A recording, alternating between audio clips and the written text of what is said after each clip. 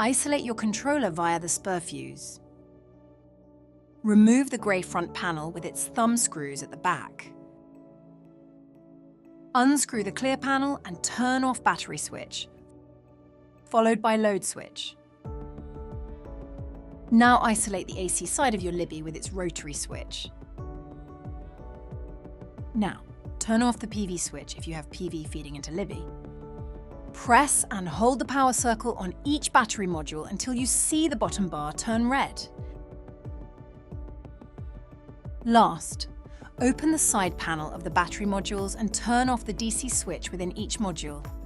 To turn libbi back on, do the same actions in reverse.